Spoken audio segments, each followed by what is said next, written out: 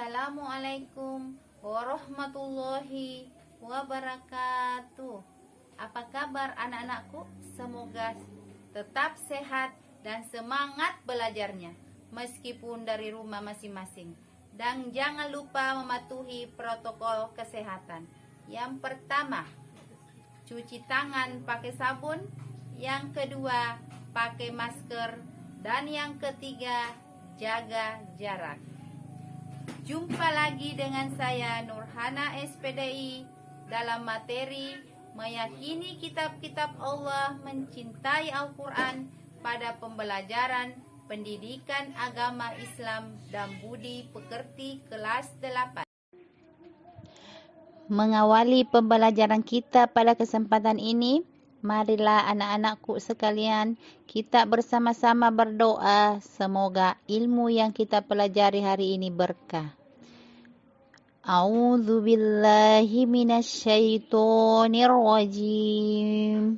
Bismillahirrahmanirrahim. Rabbi sidni ilman warzuqni fahma waj'alni minas salihin. Artinya, ya Allah, tambahkanlah aku ilmu dan berilah aku kemampuan untuk memahaminya, dan jadikanlah aku termasuk golongan orang-orang yang soleh. Adapun tujuan pembelajaran setelah mengikuti pembelajaran ini, yaitu yang pertama, dapat menjelaskan pengertian iman kepada kitab-kitab Allah Subhanahu wa Ta'ala. Yang kedua, dapat mengidentifikasi dalil nakli tentang iman kepada kitab-kitab Allah Subhanahu wa Ta'ala. Yang ketiga, dapat menyebutkan macam-macam kitab Allah Subhanahu wa Ta'ala serta nama nabi yang menerimanya. Tahukah anak-anakku di rumah ada berapa rukun iman? Rukun iman ada 6. Yang pertama, iman kepada Allah Subhanahu wa Ta'ala. Yang kedua, iman kepada malaikat. Yang ketiga, iman kepada kitab-kitab Allah Subhanahu wa Ta'ala. Yang keempat, iman kepada Rasul. Yang kelima, iman kepada hari kiamat. Dan yang keenam adalah iman kepada qada dan qadar. Tahukah anak-anakku di rumah, mengapa kita diperintahkan meyakini kitab-kitab Allah Subhanahu wa Ta'ala, dan apa itu kitab-kitab Allah Subhanahu wa Ta'ala? Allah Subhanahu wa Ta'ala memerintahkan kita untuk mengetahui bahwa kitab-kitab itu adalah pedoman hidup bagi manusia. Untuk itu, marilah kita simak bersama saya materi iman kepada kitab-kitab Allah Subhanahu wa Ta'ala. Selamat menyaksikan.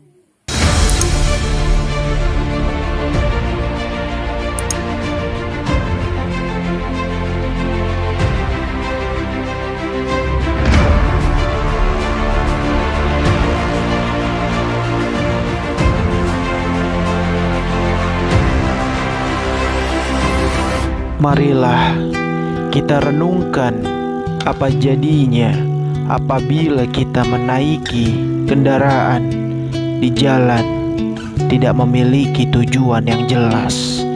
Kita hanya naik dan tidak tahu akan kemana. Tentu kita hanya akan menghambur-hamburkan bahan bakar. Bahkan lama-kelamaan kita bisa tersesat. Demikian juga dengan kehidupan manusia di dunia ini. Jika hidup ini tidak memiliki arah yang jelas dan benar, hanya akan menghabiskan usia tanpa memiliki manfaat dan kemudian tersesat. Hidup ini harus memiliki arah atau tujuan yang jelas dan benar. Lalu, siapa yang mengetahui arah atau tujuan hidup yang benar itu? Tentu, yang yang mengetahui secara pasti adalah Allah Subhanahu wa ta'ala. Allah tidak menghendaki manusia hidup dalam kesesatan. Oleh karena itu, Dia memberikan arah yang jelas dengan cahaya petunjuknya. Allah Subhanahu wa ta'ala memberikan petunjuk mengenai tata cara mendekatkan diri kepadanya, sehingga kelak di akhirat dapat bertemu dengannya dalam keadaan menjadi hamba yang dikasihi-Nya. Allah menghendaki hidup kita ini saling membantu, saling membahagiakan, serta menanam berbagai amal kebaikan selama hidup di dunia.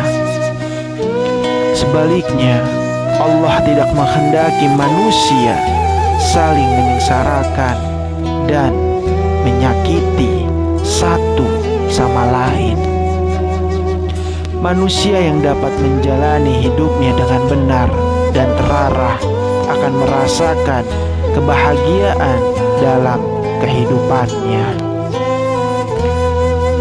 Sebaliknya, mereka yang menjalani hidup tanpa aturan dan seenaknya sendiri tentu akan lebih sering mengalami masalah, kesulitan, dan kegelisahan. Petunjuk Allah yang tertuang dalam kitab-kitabnya yang diturunkannya merupakan panduan untuk kebahagiaan manusia di dunia sampai akhirat, yang berisi cara membimbing kita untuk meraih kebahagiaan. Sungguh rugi manusia yang tidak pernah membaca, memahami, serta memegang teguh isi kitab suci itu. Ajaran yang terdapat di dalam kitab tersebut disampaikan kepada umat manusia sebagai pedoman hidup agar dapat meraih kebahagiaan di dunia dan akhirat. Diturunkannya kitab-kitab Allah ini merupakan anugerah bagi manusia. Manusia dikaruniai akal dan pikiran sehingga dapat mengkaji ilmu pengetahuan yang ada di dalamnya. Kitab-kitab Allah ini dapat memberi jalan keluar terhadap setiap masalah dan kesulitan yang dihadapi oleh manusia. Dengan adanya kitab-kitab Allah ini, manusia dapat membedakan mana yang benar dan mana yang salah, mana yang bermanfaat dan mana yang mengandung mudarat. Seandainya kita tidak memiliki pedoman yang datangnya dari Allah, tentu kita tidak akan pernah mengetahui keberadaan, keesaan, dan keagungan Allah Subhanahu wa ta'ala. Demikian juga dengan orang-orang yang terdahulu.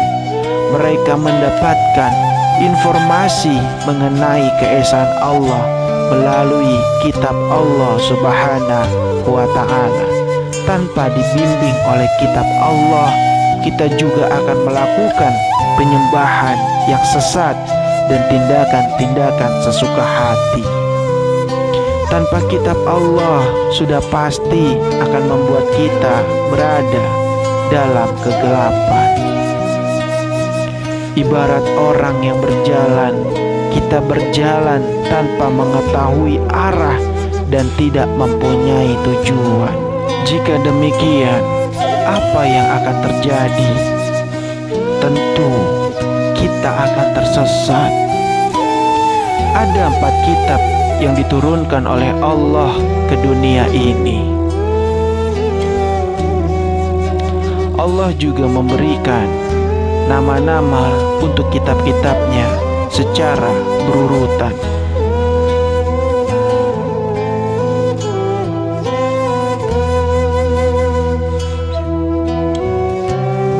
Sahabat Renungan Kolbun, mari untuk kita fokus. Keempat kitab yang wajib kita yakini adalah Taurat, Zabur, Injil, dan Al-Quran. Kitab Taurat. Kitab Taurat diwahyukan kepada Nabi Musa pada abad ke-12 sebelum Masehi. Nama Taurat berarti hukum atau syariat. Pada saat itu Nabi Musa diutus oleh Allah untuk berdakwah kepada bangsa Bani Israel. Oleh karena itu, tepat sekali kalau kita meyakini bahwa kitab Taurat diperuntukkan sebagai pedoman dan petunjuk hidup bagi kaum Bani Israel saat itu. Adapun bahasa yang digunakan dalam kitab Taurat adalah bahasa Ibrani. Sebagai muslim, kita sangat meyakini akan keberadaan kitab Taurat ini. Kita meyakini bahwa kitab Taurat benar-benar wahyu dari Allah Subhanahu wa Ta'ala. Keyakinan ini diperkuat oleh keterangan-keterangan yang ada di dalam Al-Quran. Salah satunya adalah yang tertuang dalam firman Allah dalam Quran surat Al-Mu'minun ayat 49. Dan sesungguhnya telah kami berikan Alkitab Taurat kepada Musa agar mereka Bani Israel mendapat petunjuk.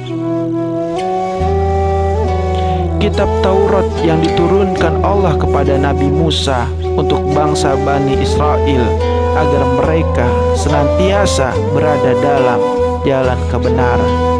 Adapun pokok-pokok ajaran yang ada dalam kitab Taurat yang diturunkan di Bukit Sinai, ini adalah salah satu yang menjadikan pokok ajaran kitab Taurat. Kitab Zabur. Kitab Zabur diturunkan Allah kepada Nabi Daud untuk bangsa Bani Israel atau umat Yahudi. Kitab ini diturunkan pada abad 10 sebelum Masehi di daerah Yerusalem. Adapun kitab ini ditulis dengan bahasa Kipti. Allah Subhanahu wa Ta'ala berfirman, "Dan Tuhanmu lebih mengetahui siapa yang ada di langit dan di bumi, dan sesungguhnya telah kami lebihkan sebagian nabi-nabi itu atas sebagian yang lain, dan kami berikan Zabur kepada Daud alaihissalam." Kitab Injil. Kitab Injil diturunkan kepada Nabi Isa pada permulaan abad 1 Masehi. Kitab Injil diwahyukan di daerah Yerusalem. Kitab ini ditulis pada awalnya dengan menggunakan bahasa Suryani. Kitab ini menjadi pedoman bagi kaum Nabi Isa alaihissalam, yakni kaum Nasrani. Firman Allah Subhanahu wa Ta'ala berkata, "Isa, sesungguhnya aku ini hamba Allah. Dia memberikan Alkitab Injil dan dia menjadikan aku seorang nabi." Quran surat Maryam ayat 30. Kitab Injil berisi ajaran pokok yang sama dengan kitab-kitab sebelumnya. Secara umum, kitab Injil berisi tentang seperti ini. Kitab Injil menjadi pedoman bagi para pengikut agama Nasrani agar melaksanakan hukum-hukum Allah Subhanahu wa Ta'ala yang dibawa oleh Nabi Isa. Nabi Isa mengajarkan agar kaumnya taat kepada hukum-hukum Allah dan tidak terlena dengan gemerlap harta dan dunia. Kitab Al-Quran. Kitab Al-Quran merupakan kitab yang diturunkan Allah kepada Nabi dan Rasul yang terakhir, yaitu Nabi Muhammad SAW. Kitab suci Al-Quran diturunkan Allah sebagai penyempurna dan membenarkan kitab-kitab sebelumnya. Allah Subhanahu wa Ta'ala berfirman, Dia menurunkan Alkitab Al-Quran kepadamu dengan sebenarnya, membenarkan kitab yang telah diturunkan sebelumnya dan menurunkan Taurat dan Injil. Setelah wahyu pertama yang diturunkan di Gua Hiro, turunlah wahyu-wahyu berikutnya sampai seluruhnya diturunkan oleh Allah Subhanahu wa Ta'ala. Secara umum, pokok-pokok ajaran yang terkandung dalam Al-Quran seperti itu. Kitab-kitab yang diturunkan Allah kepada manusia melalui para utusannya dimaksudkan agar dijadikan petunjuk bahwa keberadaan manusia di muka bumi karena manusia diciptakan oleh Allah Subhanahu wa Ta'ala, maka hanya kepadanya manusia menyembah.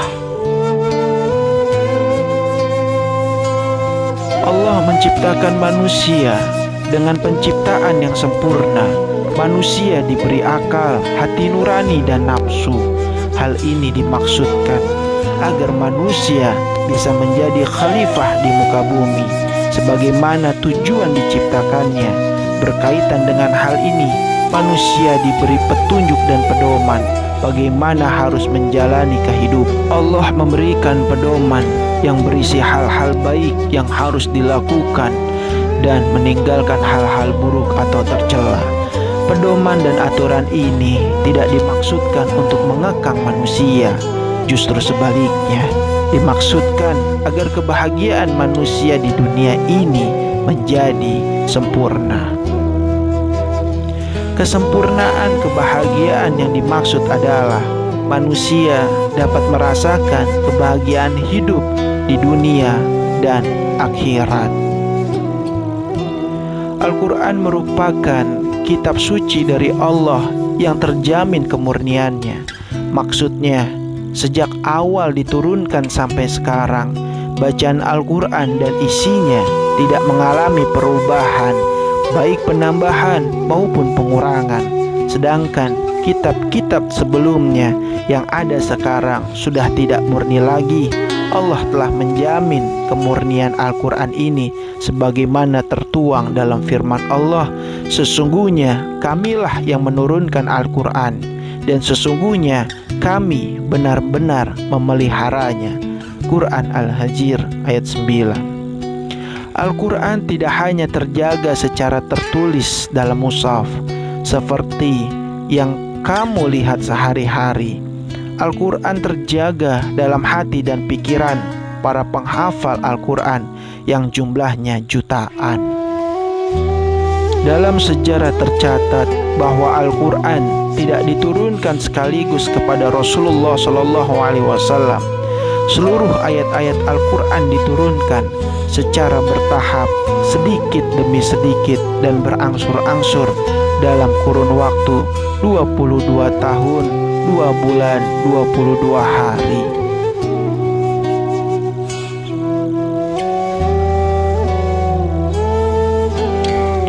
Umat Islam yang menjadikan Al-Quran sebagai pedoman dalam kehidupan sehari-hari sudah tentu akan menjadikan hidupnya terarah dan selamat sampai tujuan hidup yang sebenarnya, yakni bahagia di dunia dan bahagia di akhirat.